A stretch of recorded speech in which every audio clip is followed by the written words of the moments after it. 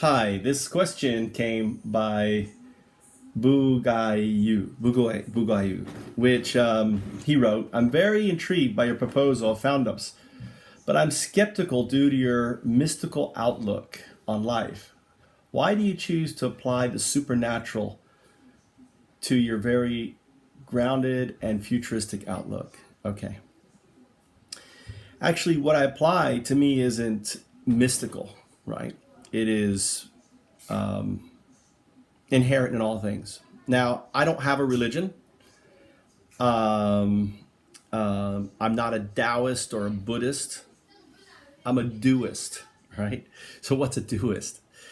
In 2004, I wanted to answer this question: why is there so many religions and outlooks that all say I'm right and you're wrong, including atheism? And is there an underlining way to bring them all together? And after spending 2 years meditating and researching, I came up with something called distributive unconsciousness, the do, distributive unconsciousness, UnDaoDu. The do, all a doist says is that there is this data exchange. It's instantaneous. This is quantum mechanics, right? The atheist calls it time space.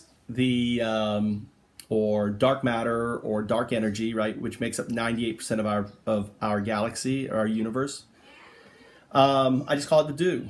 And in quantum mechanics, known as supersymmetry, it basically states that there's an instantaneous exchange of data between two entangled, and I say that all things are entangled. So that is the state of my belief system or my mysticism. Now, what I do believe is that this image, right? If it wasn't for the mind zodiac image, right, which I call the Uroboros or the Rosetta Stone, I have been deciphering that Rosetta Stone, and that may sound mystical to you, but to me, it's pretty obvious. There's blocks. How do you explain the blockchain 6,000 years ago? It's blocks, right? The guy's like, it's blocks. You have to understand in quantum, there is no time. There is just now. Molecules or things, electrons come in and come out. They don't know where they go. The idea of time is our creation because our limits to time. But in essence, the moment of the Big Bang is still happening, and there is an arrow of time.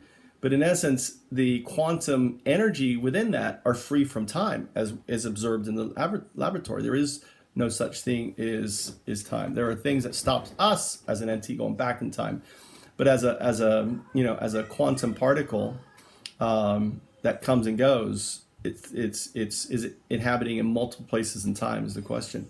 We don't know. So I would say there is no supernatural other than the sense that this energy exists, right? And it's in the coloring of this energy that people came up with religions, people came up with their philosophies and everything else. And all I'm saying is that if you brush all that aside and you go back before there's life, you go back before there's stars, and you go back to the near singularity, that when everything was in smaller than a grain of sand, that substance within that grain of sand, I call the dew. And that substance is still all around us. That's why it's 98%, right? And the other 2% or whatever is what's been turned into matter. It's us, right? And the energy is still there within us and everything else. And when we go back to the do, when we come in the do, and if you look at someone like Jesus, he calls it the all, right? That's what he called the all. I call it the do because to me it's a better modern interpretation, distributive unconsciousness. So we have the distributive ledger. You're going to have AI that's going to be built on this distributive ledger and also this distributive network. And that's going to create this supercomputer we call the T singularity.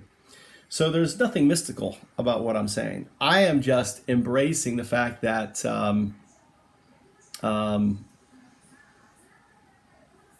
maybe this message was for me. It makes an interesting story. That's it. Thanks for the question. UnDaoDu to you and yours.